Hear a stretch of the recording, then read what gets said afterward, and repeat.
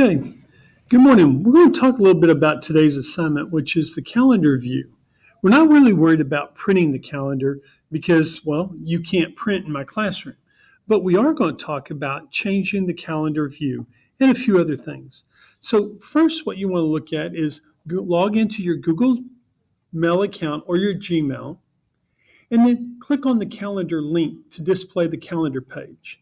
The other option is instead you can just go up there and type in your address bar calendar.google.com, and that'll pull up the calendar also. I'll try to show you that in the next video. Then click on the week button. Now this is where you can view it by day, by week, or by month. And right now they're wanting you to go ahead and click on the week button so that you're able to display just 1 week. I find that very helpful so I can see what is happening the rest of the week. If it is not displayed, click on the Today button to display the week containing the current day. So look down here, let's look down here at the bottom of the book here. You can see that there's the Today button. And then you've got the arrows to advance the calendar to the next period. But over here, you can see day, week, month, 4 days, and agenda. So those are the tabs that we're working with right now. I'm going to move the book back over here. Now, printing the agenda, we're not really worried about that. But basically, you can print these calendars. So we're making this really quick. Now, searching for an event. This is very helpful. Sometimes you put something in the calendar, but you don't remember where it is or what it is. I'm the worst about remembering my wife's birthday. And so I put it in my phone, I put it on the calendar, and I still forget. And so this is a way I could find my wife's birthday if I needed to. So log into your Gmail account, click on the calendar link, and then at the top, click in the search box.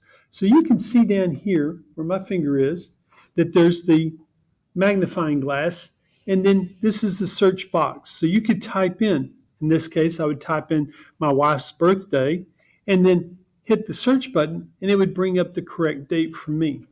Now, here they show that for this reunion, which was one of our previous assignments, that we've got a couple of dates put in here for this reunion. So that can be very helpful. Now, our next part is editing an event. Editing an event can be initiated from the agenda view or any of the calendar views. Now, let's go back and let's look at that. The agenda view, which was way back here, was right here to the far side. So since that reunion was listed in the agenda, we could click on that and find it. But also, we can now go back and edit it. We could locate the event called Reunion Food Tasting, and then we could go ahead and display the day view for that event. Hover the cursor over the bottom line of the colored box for the event in the calendar. So from that, you can quickly see the directions on how to go in there, and then click, hold, drag the cursor down to 11:30 p.m. So you're able to sit there and block off sections of the calendar. I'll try to show that here in a little bit on my computer. Click anywhere on the colored block of the event, except the event name. A pop-up window is displayed as shown in the figure below. Move the cursor to the end of the event name and clean up the ballroom. So we're able to go in there and add some notes. So you can see here in the picture that what they had done is they started at 5 p.m. and they dragged all the way to 11:30. It was labeled this reunion food tasting, but then they want to add in there to clean up the reunion.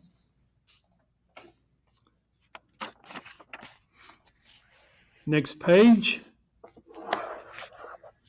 Y'all may not see that. That might help a little bit. Let me kind of zoom in. There we go. The details for the event can be displayed by clicking the event name in the colored block in the calendar. In the details page, enter ballroom in the where text box and remove decorations and serving supplies in the description box. So they're saying that the ballroom, you need to remove the decorations and serving supplies. That goes in the description, excuse me. Click the Save button to save the changes. So, a couple of things there. At this point, this would be a great opportunity to do a screen snapshot and email it. Make sure you have richard.johnson@gcloud.tisd.org. You only send to my gcloud account, and make sure you put in the correct subject line. I can no longer accept work without the correct subject line. Now, our next assignment is inviting guests. So, creating a new event, log into your Gmail, click on the calendar, click on the Create button. Now, enter Jimenez Suite 16 Planning Meeting as the event name. Select Tuesday of next week as the date of the event, set from 2 p.m. to 3:30 as the end time for the event. And then enter conference room as the location. So you've got several things here to put in there. It's real simple. Just pause the video and type this in. Inviting guests. Click in the Add Guest text box, and it's right here in the picture. Enter the email address of a classmate as shown in figure 615, which is this figure. So you would click in a classmate there. Also, I want you to add me in there. I want you to invite me. That way I get an invite and I know you've done this assignment. Now, down here at the bottom, and I'm going to try to make this, here we go. No more than 500 guests can be added to a calendar event. So keep that in mind when you're planning a really big party.